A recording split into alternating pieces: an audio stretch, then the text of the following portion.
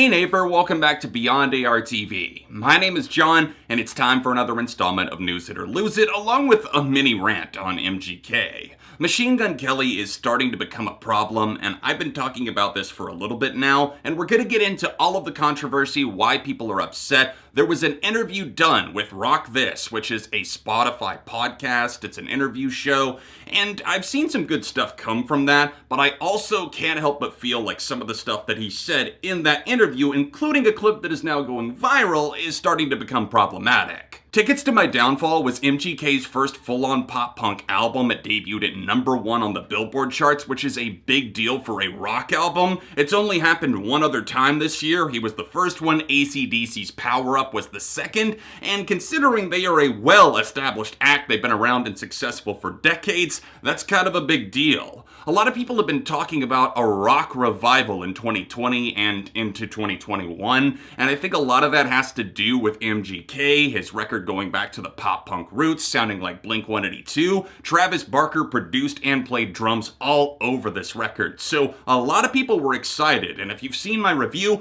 you know I wasn't, but ironically enough, before this clip that I'm about to play from the interview went viral, I was considering making a standalone video here on the second channel talking about Forget Me Too, a song that truly grew on me exponentially. At first I didn't feel like Halsey really fit in on the track, but now I see it as probably one of the best pop-punk tracks of 2020. It's a ton of fun to listen to, but MGK just could not resist sticking his foot in his mouth. So without further ado, roll that clip.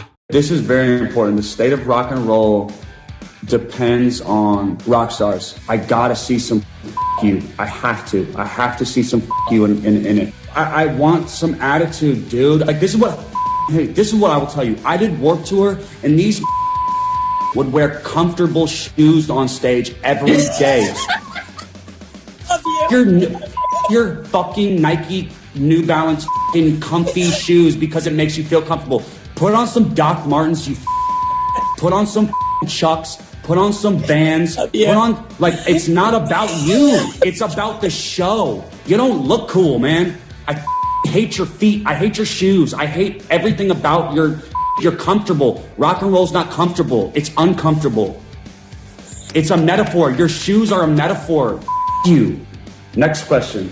Okay, what now? What now, MGK? Simmer down over there. A lot of this stems from the fact that he seems very thrown off by people actually wanting to be comfortable on stage, especially smaller bands. But let's rewind to the beginning of that clip. What did you say about having to see some fuck you? I gotta see some you. I have to see some you in it. So basically what you're saying is that you've got to put up a front and act like an asshole? What an outdated way of looking at things. The whole rock star thing, it died out for a reason because those people were generally exposed years later as being terrible people, just on drugs or drinking, abusing the people around them. So why even want to put up that facade even if that's not what you're doing on your own personal time? Your fucking Nike New Balance comfy shoes because it makes you feel comfortable. Put on some Doc Martens, you Now this is the meat and bones of why people are going off, and I mean going in hard on social media.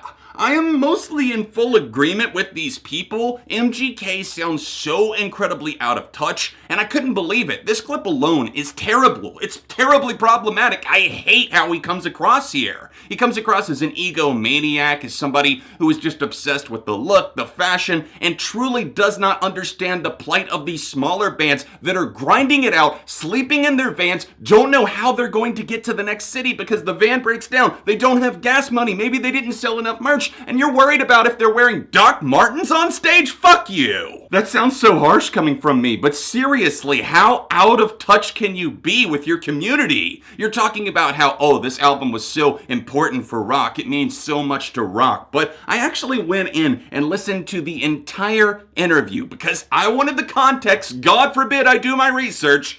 I did, and I will link it down below because my God, what a disaster! But I looked at all them and I was like, we need to come with a punk rock version of like Bohemian Rhapsody. You know, before I just didn't like the album. I said, fine, it's not my cup of tea. A lot of people genuinely seem to like it, and I think they've made some good points about it, and I do like some of the songs, like Title Track and Forget Me Too, even the Banyan Tree interlude. I think there's good stuff on there. But after listening to this, The entire first half of the interview is MGK talking about, oh, this album had to go number one. This album is going number one. We pulled out all the stops to make it number one. You only care about chart placement. You don't care so much about the love of music, the passion for it. Maybe that's a key ingredient, but you seem to care even more about charts and numbers, and this is something that smaller bands cannot afford to do once again. You cannot admit your place of privilege, Machine Gun Kelly. You're out here talking about how all of these bands should be putting on a show. It's about the fashion. It's about being uncomfortable. He even goes on to say, oh, do you think Prince liked wearing the clothes and the outfits that he did? No, he liked being uncomfortable because he was an entertainer and that's what you do. Again, where are these outdated ideas coming from that you have to play a certain way or look a certain way? It's about the music before anything else. And sure, if you want to be uncomfortable, if you want to wear outfits on stage, that's great. Bands like Avatar, bands like Starset, they do that. Even Guar, they make a spectacle, and that is their thing. But if they don't want to do that, if they want to come out, maybe they have back injuries, they have feet injuries, whatever it is,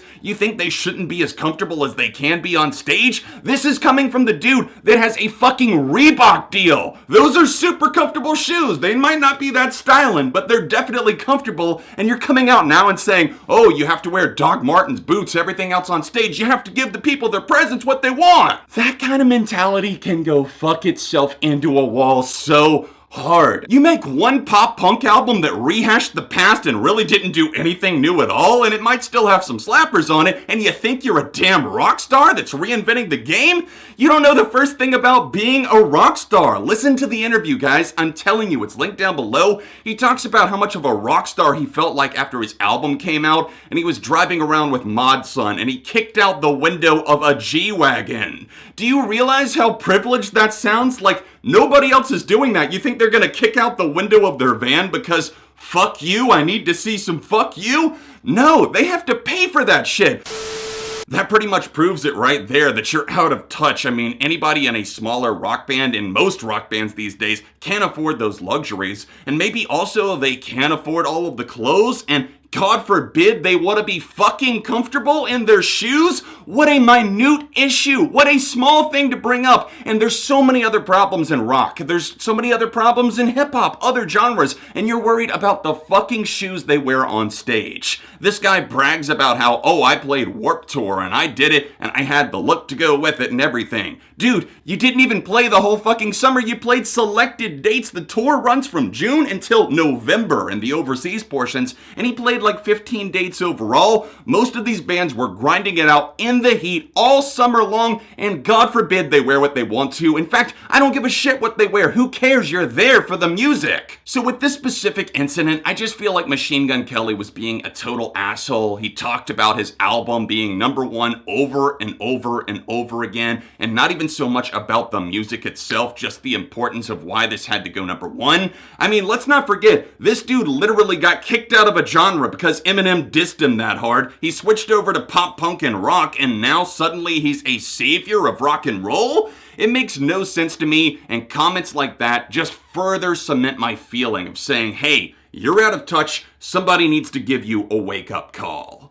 What do you guys think? I'll pass the question off to you. Of course, these are just my opinions, as harsh as they might be, so I would love to hear from you. Start the conversation down below. Hey, if you enjoyed this discussion, maybe you don't fully agree with me, but if you enjoyed the effort, then please drop a like on the video, subscribe for the love of music. If you didn't catch my review of Tickets to My Downfall, then tap this card right over here, or tap here for another recent news update. All of my socials can be found in the description, and I'll be back soon for more on Beyond ARTV.